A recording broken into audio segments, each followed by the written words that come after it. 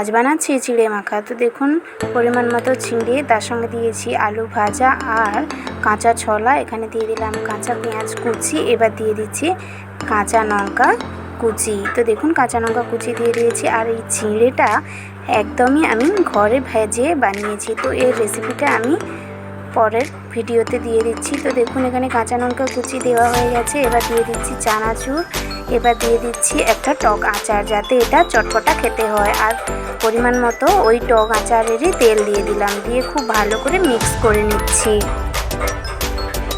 তো দেখুন খুব ভালো করে মিক্স করে নিচ্ছি। ও আর হ্যাঁ, নুনও দিয়েছি আমি।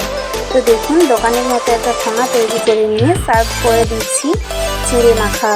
তো এই চিড়ে মাখা রেসিপিটা কেমন লাগলো অবশ্যই কমেন্ট বক্সে জানাবেন। আর চ্যানেলটাকে এখনও পর্যন্ত সাবস্ক্রাইব না করে থাকলে অবশ্যই সাবস্ক্রাইব করে দেবেন। আর এই চিড়ে ভাজার রেসিপিটা আপনারা দেখতে যেন ভুলবেন না। তো দেখুন পরের ভিডিওতে আমি চিড়ে ভাজার রেসিপিটা আপনাদের দেখিয়ে দেব।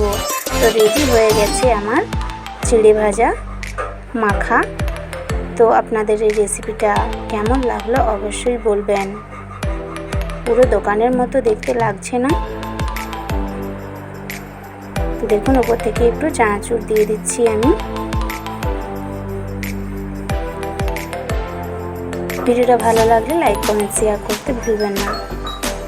তো আজকের জন্য আসি, আবারও অন্যদিন দেখা হচ্ছে পরের ভিডিওতে।